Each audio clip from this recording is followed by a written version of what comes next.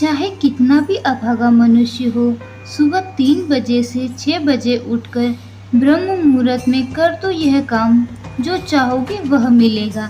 एक समय की बात है, माता पार्वती ने भगवान शिव से पूछा, स्वामी, मैंने देखा है कि चाहे कितना भी अभागा मनुष्य हो, अगर वह सुबह के समय ब्रह्म मुहूर्त में उठता है तो वह बहुत सुखी रहता है। ऐसा क्यों है? मुझे ब्रह्म मुहूर्त का रहस्य बताइए। तब भगवान शिव ने कहा, हे देवी, मैं आपके इस प्रश्न का उत्तर कथा के माध्यम से बताऊंगा। कृपया आप इस कथा को ध्यानपूर्वक सुनो, और जो भी मनुष्य इस कथा को पूरा सुनेगा वह कभी भी इस अवसर को अपने हाथ से जाने नहीं देगा। ब्रह्म मुहूर्त का रहस्य जानकर पूरा जीवन बदल जाएगा। भगवान शिव कथा को सुनना आरंभ करते हैं और माता पार्वती से कहते हैं, बहुत समय पहले की बात है, काशी में दीनू नाम का एक लड़का रहता था। वह लड़का बहुत ही अच्छा था, लेकिन एक गलत आदत थी, वह देर तक सोता रहता था। सुबह उसे जागने के लिए घर वाले कई प्रयास करते रहते, परंतु वह रोजाना बहुत देर तक उठता था। वह लड़का कभी भी 9 बजे से पहले नहीं उठता था। जब वह बालक था तब परिवार वालों ने सोचा कि जब यह लड़का हो जाएगा, बड़ा हो जाएगा, तो उसकी आदत सुधर हो जाएगी। परंतु वह लड़का जैसे जैसे बड़ा होता गया, उसकी यह आदत और भी ज़्यादा गहरी होती चली गई। दुनिया इधर से उधर हो सकती थी, लेकिन वह लड़का कभी भी जल्दी नहीं उठता था। उसके पिता उसकी इस आदत से बहुत ज़्यादा परेशान लग रहे थे। उस लड़के को ढेरों नकारात्मक शक्तियों ने घेर लिया था। वह सभी को पलटकर जवाब देता था और दिन भर उदास रहता था। इसका उसके असर उसके स्वास्थ्य पर भी पड़ रहा था।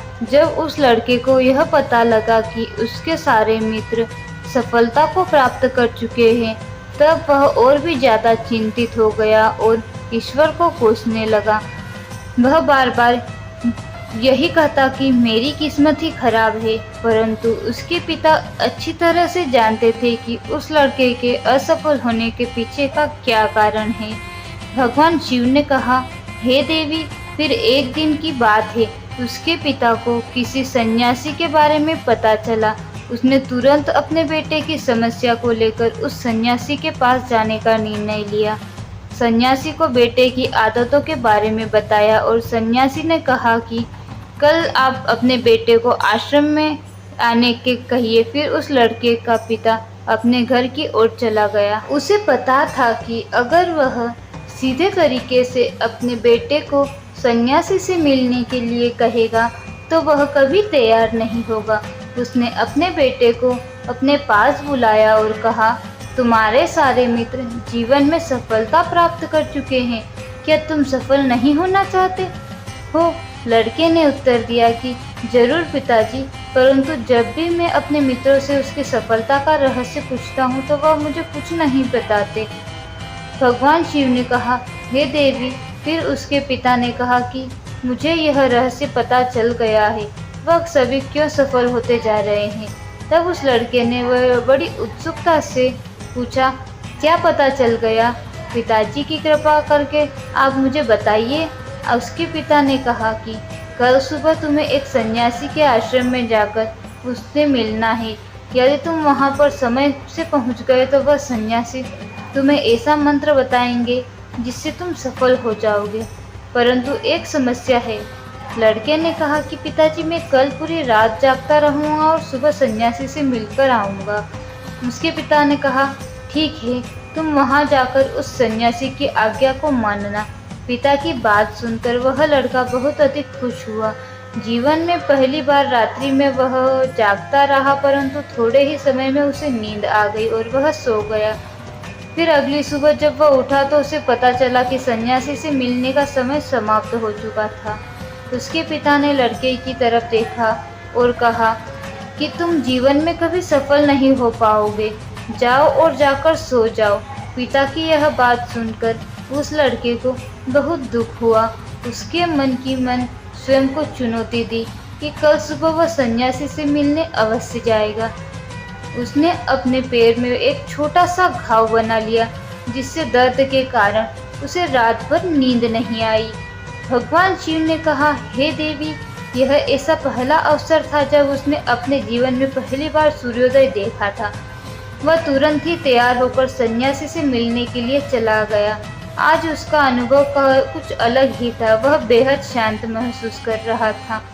चलते चलते वह लड़का जैसे ही सन्यासी के आश्रम में पहुंचा, तो वहां पर उसने देखा कि सन्यासी और उसके सभी शिष्य ध्यान लगाकर बैठे हुए थे। भगवान शिव ने कहा, हे देवी। फिर जब ध्यान का समय समाप्त हुआ, तब लड़का उस सन्यासी के पास पहुंचा और उन्हें प्रणाम करते हुए बोला कि आपके पास कोई ऐसा मंत्र है जिससे मैं सफल हो सकता हूँ? कृपया करके मुझे वह मंत्र बताइए।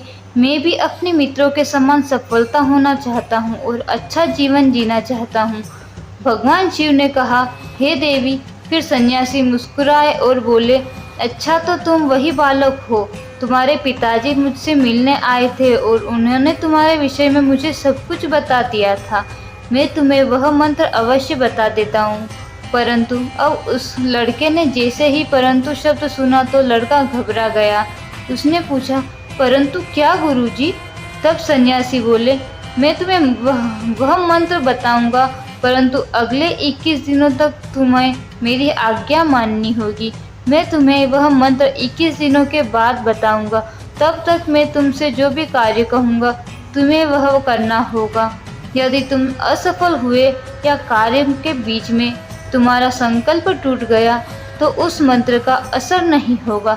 दृढ़ निश्चय के साथ उस लड़के ने कहा कि मुझे आपकी सारी आज्ञा स्वीकार है। मैं आपके 21 दिनों के लिए आपका दास हूँ। आप जो भी कहेंगे मैं वही कार्य करूँगा। मुझे केवल और केवल उस मंत्र के बारे में जानना है। भगवान शिव ने कहा, दे दे। फिर सन्यासी ने उस लड़के से कहा कि ठीक है, कल से तुम्हारा कार्य शुरू होगा। तुम इसी आश्रम में निवास करोगे। वह लड़का आश्रम में निवास करने के लिए तैयार हो गया। सन्यासी ने कहा कि यहाँ रहते हुए तुम ब्रह्म मुहूर्त में उठना होगा और दूसरे शिष्यों की तरह ध्यान और तप करना होगा। साथ ही आश्रम के कार्यों में भी सफलता करनी होगी। ध्यान रहे, यह संकल्प टूटना नहीं चाहिए। भगवान शिव ने कहा, हे देवी। अब लड़का सन्यासी की बात से असहमत हो गया और अगले दिन से उसके कार्य के दिन की शुरुआत थी। इस बार उसके दृढ़ निश्चय किया, परंतु 1 सप्ताह बीतते ही पश्चात ही उस संकल्प टूट गया और वह 8वें दिन देर तक सोता रहा। जब वह नींद से जागा तो उसने कहा कि मुझसे कितनी बड़ी भूल हो गई है। वह रोते हुए सन्यासी के पास पहुंचा और कहने लगा कि हे गुरुदेव, मेरा संकल्प टूट गया है। अब मैं जीवन में कभी सफल नहीं हो पाऊंगा। सन्यासी ने उससे समझाते हुए कहा कि एक बार फिर से शुरुआत करो, फिर से संकल्प करो। फिर लड़के ने सन्यासी से पूछा कि सुबह उठना इतना आवश्यक क्यों होता है और यहाँ पर सभी लोग इतनी जल्दी क्यों उठ जाते हैं? भगवान शिव ने कहा, हे देवी। तब सन्यासी ने लड़के को समझाते हुए कहा कि सुबह यानी ब्रह्म मुहूर्त में उठने के पीछे बहुत बड़ा विज्ञान छुपा हुआ है। लड़के ने कहा कि कृपया मुझे वह विज्ञान बताते ही कृपया करें। सन्यासी ने कहा कि रात्रि को 4 पहर में बांटा गया है। पहला रुद्रकाल, जिसका समय शाम 6 से 9 बजे रहता है। दूसरा राक्षस काल, जिसे समय रात्रि 9 बजे से 12 बजे तक होता है। तीसरा गंधर्व काल, जिसे समय रात्रि 12 बजे से 3 बजे तक का होता है। और सबसे अंत में जो पहर आता है उसे मनोहर काल कहते हैं। इस काल को ब्रह्म मुहूर्त या अमृत बेला में नाम से भी जाना जाता है। इसका समय भोर 3 बजे से सुबह 6 बजे तक होता है। यह वह समय होता है जब पूरे संसार की नकारात्मक शक्तियाँ निष्क्रिय अवस्था में होती है और सकारात्मक शक्तियाँ सक्रिय होती है। ब्रह्म मुहूर्त अर्थात देव ब्रह्म मुहूर्त का अर्थात देवताओं का समय होता है। भगवान शिव ने कहा कि हे देवी, इस सन्यासी के आगे कहता है, इस समय देवता धरती पर विचरण करते होते हैं और जागृत मनुष्य पर उसका बड़ा ही सकारात्मक प्रभाव पड़ता है। ब्रह्म मुहूर्त ऐसा समय होता है जिसमें मनुष्य का मस्तिष्क बिल्कुल खाली होता है। जिसमें किसी प्रकार के कोई विचार नहीं होते, और जब इस समय व्यक्ति अपनी पुस्तक खोलकर पाठ का अध्ययन करते हैं तो उन्हें सब कुछ जल्दी जल्दी याद भी हो जाता है और वह लंबे समय तक याद रहता है। यह ऐसा समय है जिसमें हम ज्ञानी को समझाने का प्रयास करते हैं। इस कारण आश्रम के सभी शिष्य और संसार में बहुत से ज्ञानी लोग ब्रह्म मुहूर्त में उठ जाते हैं। प्राचीन काल में रोशनी का कोई स्रोत न होने के कारण लोग अपने दिन का समापन सूर्यास्त के साथ और आरंभ सूर्योदय के साथ करते हैं। यह एक तरीका है जिसमें मानव जीवन प्रकृति के साथ तालमेल बनाकर चलता है। भगवान शिव ने कहा, हे देवी। फिर उस लड़के ने कहा कि ठीक है, मैं कल से अपना संकल्प फिर से शुरू करता हूँ, परंतु ब्रह्म मुहूर्त में उठकर मुझे क्या क्या करना चाहिए। तब सन्यासी ने कहा कि ठीक है, मैं तुम्हें बताता हूँ कि ब्रह्म मुहूर्त में क्या क्या करना चाहिए और कैसे करना चाहिए। सबसे पहले उठकर धरती माता पर पांव रखने से पहले धरती माता को प्रणाम करना चाहिए और अपनी दोनों हथेलियों को देखना चाहिए और ईश्वर को धन्यवाद देना चाहिए कि उन्होंने तुम्हें आज का सूर्योदय देखने का अवसर दिया है। इसके बाद नित्य कर्म को स्नान करने से शरीर की कहीं नहीं बल्कि मन की शुद्धता भी बढ़ती है। स्नान करने के पश्चात ध्यान की प्रक्रिया होती है। ब्रह्म मुहूर्त में ध्यान की अवधि 21 दिन तक होती है। इस विधि का उपयोग तब किया जाता है जब आप अपनी कोई मनोकामना की पूर्ति चाहते हैं।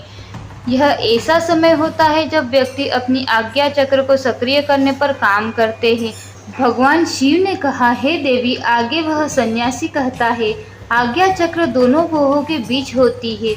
यह संकल्प का स्थान भी कहा जाता है। अगर इस चक्र पर ध्यान केंद्रित किया जाए और अपनी मनोकामना को बार बार दोहराया जाए तो मात्र 21 दिनों के भीतर वह मनोकामना पूरी हो जाती है। अगर आपके मन में कोई अधूरी मनोकामना है और आप उसे पूरी करना चाहते हैं, तब उसे सबसे पहले उस मनोकामना का स्पष्टीकरण कर ले। आपको क्या चाहिए यह निर्णय अवश्य कर ले। इसके बाद ध्यान की विधि को शुरू करें। ब्रह्म मुहूर्त में स्नान के बाद एक ऐसा स्थान चुनें जहां पर वायु का प्रवेश हो। ध्यान में शुद्ध प्राण वायु का होना आवश्यक होता है। ध्यान की मुद्रा में रीढ़ हड्डी सीधी होनी चाहिए, साथ ही गर्दन भी सीधी होनी चाहिए। सुखासन की अवस्था में दोनों हाथों को घुटनों पर रखकर आंखों बंद करके बैठ जाए। हाथों की मुट्ठी को बंद कर ले और 2-3 मिनट तक बिल्कुल शांत हो जाए। जब आपका शरीर स्थिर हो जाए और श्वास भी शांत हो जाए, तब उसके बाद अपना सारा ध्यान आज्ञा चक्र पर लगाए। इस दौरान लंबी गहरी सांस ले और सांस को रोक कर रखें। इस समय आप अपनी इच्छा को मन ही मन दोहराए और अपने मन में इष्ट देव और देवी देवताओं और गुरुजनों का चिंतन करें। भगवान शिव ने कहा, हे देवी। उस सन्यासी ने कहा, जब सांस को रोकना कठिन हो जाए तब धीरे धीरे सांस को बाहर की ओर छोड़ना। सांस को नाक से भरे और मुख से बाहर छोड़ो। इस प्रक्रिया को 3 से 4 बार प्रतिदिन दोहराएं। ऐसा प्रतिदिन करने से आपकी जो मनोकामना है वह अवचेतन मन तक अवश्य पहुंच जाएगी और इच्छा पूर्ति जल्दी होगी। आज्ञा चक्र सक्रिय होता है और हमारी आज्ञा को पूरा करता है। सांस को रोक कर रखने के दौरान शरीर में आपातकाल की स्थिति हो जाती है, जिससे कि अब बेकार की बातें सोचने और विचार करने से बचते हैं। ब्रह्म मुहूर्त के इस समय ईश्वर की विशेष कृपा होती है और कोई भी व्यक्ति अपनी मनोकामना को इस समय दोहराता है तो उसकी इच्छा जल्द से जल्द पूरी होती है। भगवान शिव ने कहा, हे देवी। इस प्रकार सन्यासी ने उस लड़के को ब्रह्म मुहूर्त का महत्व बतलाया। अगले 21 दिनों तक उस लड़के ने बड़े ही मन के साथ इस प्रक्रिया को अपनाया। अब वह बहुत ही ज़्यादा अनुशासित और शांत स्वभाव का बन चुका था। उस लड़के ने जैसे ही अपना संकल्प पूरा कर लिया, उसके बाद वह लड़का बड़े ही प्रसन्न भाव से सन्यासी के पास पहुंचा और कहने लगा, हे गुरुदेव, मैंने 21 दिन का संकल्प पूरा कर लिया है। अब कृपया मुझे सफल होने का मंत्र बताइए। तब उस सन्यासी ने मुस्कुराते हुए कहा कि पिछले 21 दिनों से जो अभ्यास तुम करते आए हो वही तुम्हारा सफलता का मंत्र है। जो व्यक्ति ब्रह्म मुहूर्त में उठकर ध्यान प्रक्रिया को सही से करते हैं वह जीवन में कभी असफल नहीं हो सकते। तुम्हें ब्रह्म मुहूर्त का रहस्य पता चल चुका है। अब तुम इसे जीवन पर्यंत करो, तुम्हें जीवन के लक्ष्य और सफलता दोनों प्राप्त होंगे। उस लड़के ने सन्यासी को धन्यवाद दिया और ब्रह्म मुहूर्त के नियमों का पालन जीवन पर्यंत करने का वादा भी किया। भगवान शिव ने कहा, हे देवी, अब तो आपको पता चल गया होगा कि ब्रह्म मुहूर्त में क्या होता है। तब माता पार्वती ने कहा, हे स्वामी, अब मुझे ब्रह्म मुहूर्त का संपूर्ण ज्ञान हो गया है। इतना कहकर माता पार्वती ने भगवान शिव को प्रणाम किया। वीडियो अगर आप सभी को पसंद आई हो तो वीडियो को लाइक और हमारे चैनल को ज़रूर सब्सक्राइब करिए और अपने दोस्तों के साथ शेयर करें। धन्यवाद। श्री शिवाय नमस्तुभ्यं और कमेंट में ज़रूर श्री शिवाय नमस्तुभ्यं लिखना।